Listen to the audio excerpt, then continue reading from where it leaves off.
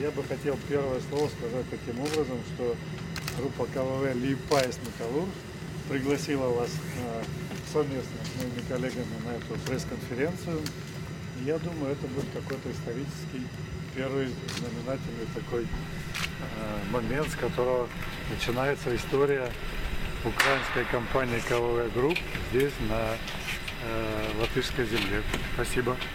Nodošu uzņēmumu KV Liepājas Metalurgs un šajā gadījumā tieši Igor Kovaļenko rokās, kur uzdevums jau būs nākamais, tātad palaist ražošanu, palaist reālu darbu un jau iespējams nākamā gada nogalē, jo jūs redzēsiet šeit daudz lielākā izmērā krāsnes darbojošas. Protams, process bija, varētu teikt, smags arī, bet gribu atzīmēt to, ka šāda izmēra darījums gada laikā noslēgties, tas ir liels panākums gan pircēji, gan arī kreditoru un šajā gadījumā arī administratoru grupas, es uzskatu, rokās, jo mēs uzņēmumam esam nodevuši faktiski darboties spējīgu, atliek tikai reāls darbs. Tomēr, lai arī darījums bija sarežģīts, mēs nonācām pie konstruktīviem risinājumiem visos juridiskajos jautājumos, un tādēļ, lai arī nedaudz process ir ievilcies, un varbūt mēs bijām optimistiskāki un gaidījām, kad darījumu spēsim noslēgt īsākā brīdī, tad tomēr gada nogalē tas ir izdevies, un šobrīd bez jebkādiem nosacījumiem es varu nodot uzņēmumu, tad vēlreiz Igor Kovaļenko rokās. 29. decembrī investors kļuva par īpašnieku, zemes grāmatā īpašuma tiesības tika reģistrētas ar 107 miljoniem eiro. Tas ir lielākais 2014. gada darījums uzņēmumu pirkšanas pārdošanas nozarē. Man ir prieks, ka neskatoties uz sarežģītu situāciju metalurģijā, jūs visi zinat, uz sarežģītu arī ģeopolitisko situāciju, kāda pēdējā gada laikā šeit Austrum Eiropā izveidojusies. Mums ir izdevies to pabeigt.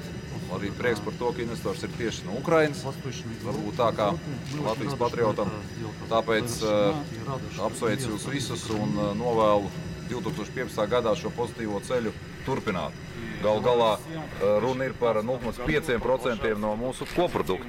Tas ir tas, kā Finanšu ministrija un arī citi starptautiskie analītiķi novērtē Liepājas Metalurga ietekmi uz Latvijas ekonomiku. Tā kā liela pozitīva lieta, kurai ir jāturpinās tālāk. Paldies! Es gribu nodot Igoram Kovaļenko rūpnīcas atslēgu. Kā mēs zinām, faktiski šeit rūpnīcā ir divas sirds. Viena sirds ir ielas otrā pusē. Tas ir velmēšanas cehs, otrs ir šis modernizētais elektrokausēšanas cehs. Un gribu pateikt, ka acīm redzot ir tā, ka tādas lielas lietas nav vajadzīgas simbolam būt lielam. Tādēļ gribu vēl nodot šīs atslēgas, ar kuru palīdzību varēs iedarbināt elektrokausēšanas cehu un turpināt darbu. Paldies! Спасибо.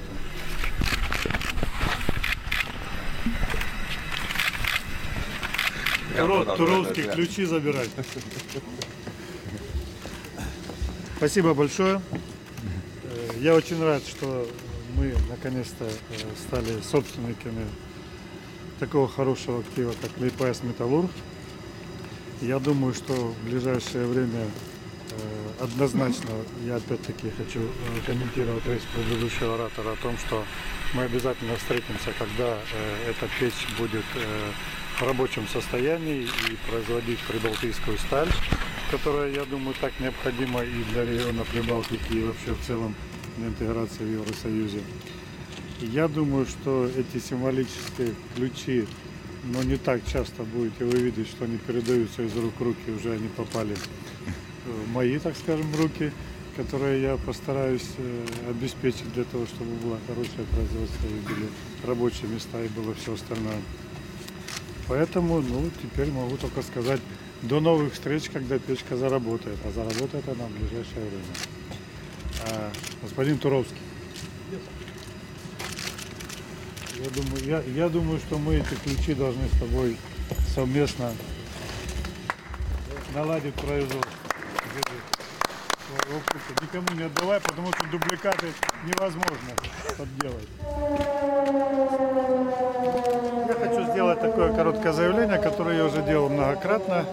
Да, сделка была действительно серьезной, большой, тяжелой.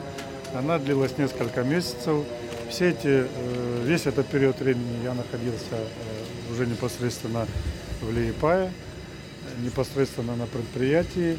И каждое из моих заявлений, которое было в октябре, ноябре, декабре, они вообще-то основывались на том, что мы купили большое интересное предприятие для нас, для группы КВВ. И, естественно, собираемся это предприятие эксплуатировать по полной программе. Рынки сбыта как были, так они и есть. Естественно, то, что предприятие год и 7 месяцев было вынужденно простой, это наложило и накладывает определенный отпечаток на сбытовую программу. Но я думаю, что оптимистично на этот вопрос смотрю. Оценка металлолома, сбора металлолома, который на сегодняшний день существует, по крайней мере, по статистике, которую мне предоставили, это 1,2 миллиона тонн по году. Это самодостаточно для того, чтобы найти взаимоотношения и работать на непривозном сырье, а на прибалтийском сырье. Будете ли вы использовать 50-й причал в порту? В обязательном порядке, зачем я его купил. Понимаю. Конечно. И скажите, пожалуйста, насколько вот сейчас на ситуацию на нашей металлургии может повлиять экономическая ситуация в металлургии Украины? Ситуация, если вы имеете в виду глобальная на рынке, она всегда меняется. Это как ветер на Балтике. Бывает теплый, бывает холодный, бывает хорошая, бывает плохая погода. В этом я уже в Лиепае убедился. Поэтому все зависит от того, какой рынок, высокий, низкий, какой тренд падающий или восходящий. И под него подстраиваться, просто это уже умение всех уровней менеджеров соизмерить ценообразование металлолома, скажем, сырья, шахты с продажами. Здесь просто искусство. Нужно решать вопрос кадров. Не должны здесь работать гастарбайтеры с других стран, даже несмотря на то, что из Украины. Должны работать местные, я имею в виду с Прибалтики, ближе даже с Эстонии, с Литвы, чем с Украины. И потенциал такой есть. 130 лет истории завода должны в обязательном порядке сыграть решающую роль, и в том числе и в воспитании нового поколения, и в воспитании деток, которые и в школе, и в техникумах, я не знаю, как у вас правильно называется, и в институтах. И, возможно, даже я уже у себя в планах веду такие переговоры с Рижским политехническим институтом о создании какой-то, пусть даже мини-кафедры по воспитанию кадров. А будет ли продолжаться трехсторонний договор между Рижским техническим университетом и МИСИСом? Да, это очень интересная схема, мне они рассказывали, и я не могу вам определенно сказать, что я буду продолжать, я хочу это начать.